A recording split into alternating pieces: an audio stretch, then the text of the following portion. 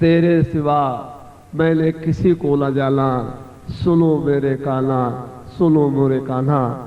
यह संपूर्ण भाव को अभिव्यक्ति देने वाला मधुर संगीत अभी आपने सुना, भजन आपने सुना। हमारे हृदय के उद्गारों को पूरी तरह प्रतिनिधित्व देने वाला यह संगीत, यह गीत, और हमारी यही तो भावना है गुरुदेव कि हम आपके सिवा और किसी को नहीं जानते गुरुदेव। हम तो केवल आपके हैं, केवल आपके हैं, और आपके उस समर्थ शक्ति के अलावा हमारा कोई आशा नहीं है गुरुदेव। आप इस कुबेर कृत महालक्ष्मी प्रयोग के द्वारा आपने हमें समस्त दरिद्रता के नाश के लिए और सभी प्रकार के वैभव हमें देने के लिए जो आप कटिबद्ध है, वही हम आपसे प्रार्थना करते हैं। जोर से जय घोष आपको करेंगे। इस जय घोष के माध्यम से हम भगवत पूजपाद गुरुदेव जी के ऐसे दिव्य सर्व समर्थ चरणों में यह निवेदन कर रहे हैं गुरुदेव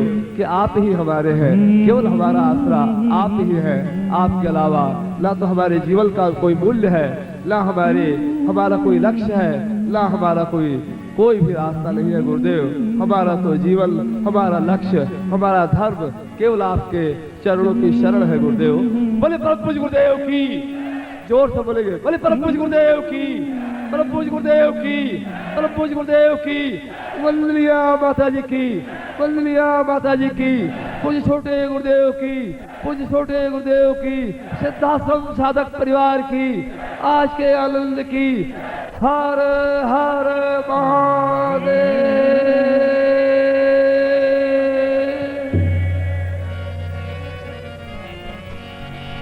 बोलिए पूज्य गुरुदेव की।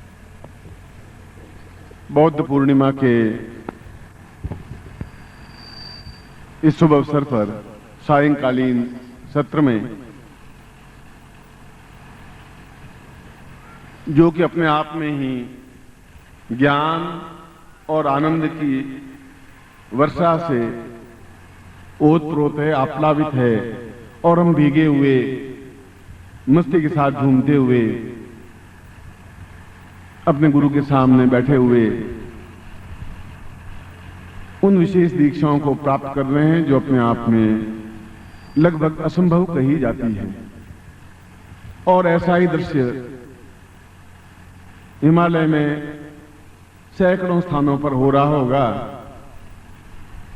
जहां गुरु बैठे होंगे, सामने सन्यासी शिष्य बैठे होंगे, और वे इस प्रकार की दीक्षाओं को पाने के लिए सारी रात एक बेताब रहते हैं, उत्सुक रहते हैं, एक भावनात्मक रूप से हर क्षण आशंकित और चिंतन युक्त रहते हैं कि गुरुदेव आए और हमें इस प्रकार के सौभाग्यशाली प्रयोग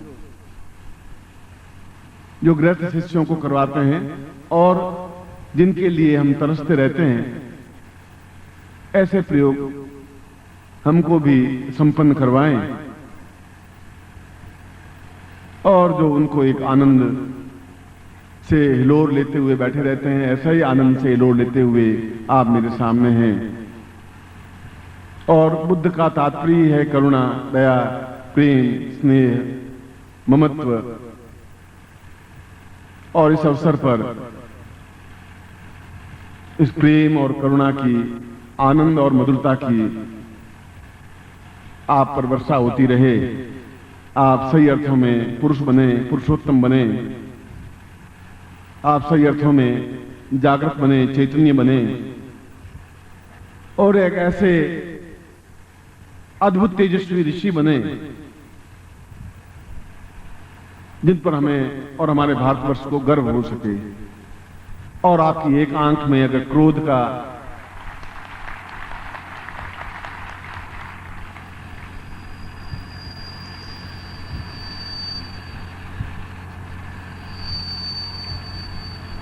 शंकराचार्य ने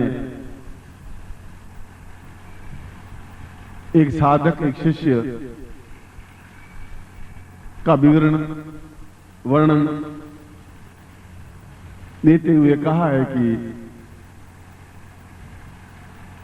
ऐसे कौन से तरीके हैं, ऐसी कौन सी युक्तियां हैं जब सही अर्थों में एक शिष्य बन सकें। और उसने कहा है कि गुरु की मर्यादा है कि वह अपने शिष्य को अंगारों पर चलने के समान बना दे, हिमालय के ऊपर चलने के समान भी बना दे। ऐसा बना दे कि उसका मुकाबला अन्यत्र नहीं हो सके। उसकी एक आंख में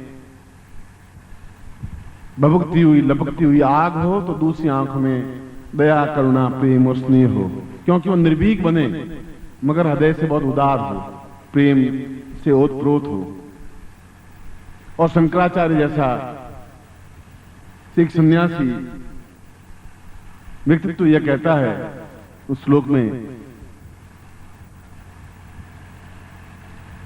दीर्घो सतां वै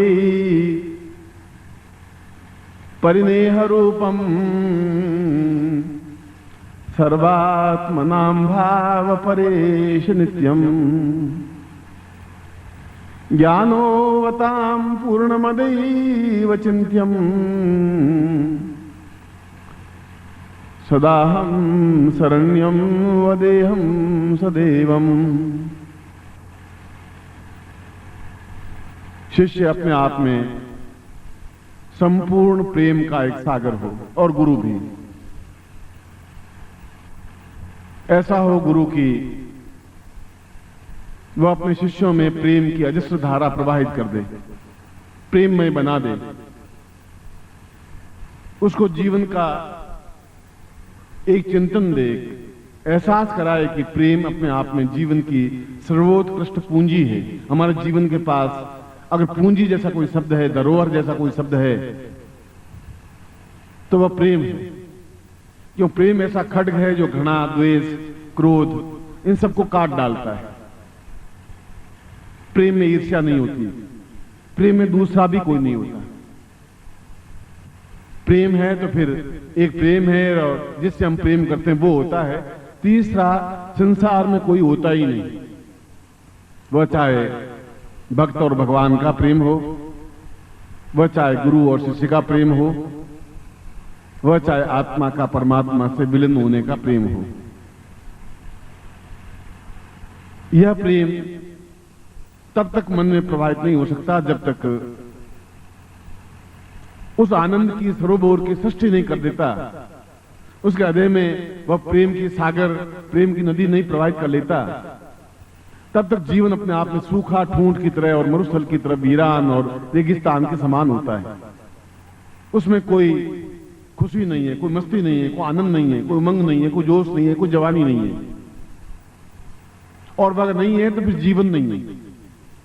इसलिए मैंने कहा कि यह द्वैत भाव अद्वैत भाव में परिवर्तित हो जाए, जहां हम दो हैं, एक शिष्य है, एक गुरु है, और दोनों मिलकर के एक ही बने। दोनों में फिर अंतर हो ही नहीं। सुबह भी मैंने प्रवचन में आपको बताया था कि शिष्य बनना अपने आप में बहुत कठिन है, और ऐसा अंदर एक मरुस्थल में एक अमृत घट सिंचन हो, एक उसके माध्यम से ऐसा प्रेम प्रवाहित हो, उन प्रकार की साधनाओं को हम सफलता के साथ सिद्ध कर सकें, इस दुनिया को बता सकें कि हम सही हैं, हम भारतीय हैं, हमारे पूर्वज सही थे, हमारे ऋषि मुनि योगी यति सन्यासी सही थे। और जहां चारों तरफ अंधकार फैला हुआ है भौतिकता का, लूट खसोट मार झूठ छल कपट का, इनको प्रेम के माध्यम से दूर करते हुए, साधनाओं के माध्यम से अपने आप को सर्वश्रेष्ठ बनाते हुए पूरे संसार में एक हिलोर पैदा कर दें। बुद्ध जब मृत्यु को, अपने शरीर को छोड़ने लगे, तो उनका सबसे पहला शिष्य जो उनका चचेरा भाई था आनंद, वह हाथ जोड़ के खड़ा हो गया कि आप शरीर छोड़ रहे हैं और आपने हमें तो कुछ बताया ही नहीं, क्या करना है हमें? बुद्ध ने कहा कि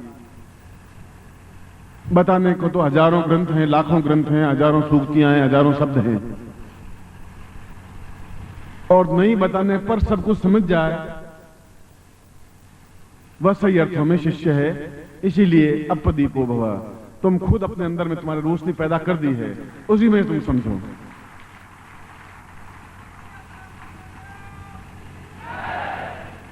मैं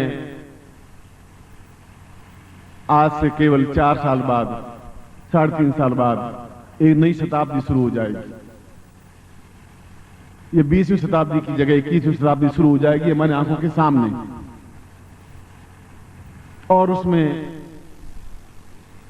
जो युवकों की गति चल रही है, आप देख लें कि 4 साल बाद वे कैसे बनेंगे। उस समय आपकी जरूरत पड़ेगी।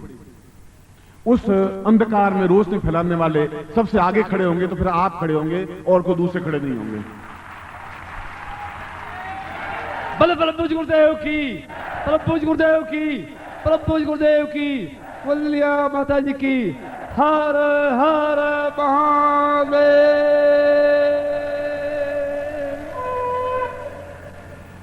अब जो भी सीखेंगे वो आपके पीछे की पंक्ति में खड़े होंगे। उस नई पीढ़ी को, उस शताब्दी को, उसको समझाने के लिए, उसको ज्ञान और चेतना देने के लिए जहां वह दिग्भ्रमित हो जाएंगे, जहां भटकेंगे, जहां गोवा के समुद्र के किनारे पड़े पड़े शराब और सिगरेट पी करके अपने आप को बर्बाद करते होंगे, जहां शराब के माध्यम से अपने शरीर को खोखला कर रहे होंगे, उस समय उनकी आंख आपकी तरफ उठेगी, चारों तरफ दौड़ेगी। कौन हमें ज्ञान दे सकता है, चेतना दे सकता है, कौन हमें इस रास्ते से हटा करके सही रास्ते पर गतिशील कर सकता है। और 21 शताब्दी के, उस नई शताब्दी के आप नायक बनेंगे, आप महानायक बनेंगे। प्रत्येक व्यक्ति आपको याद करेगा।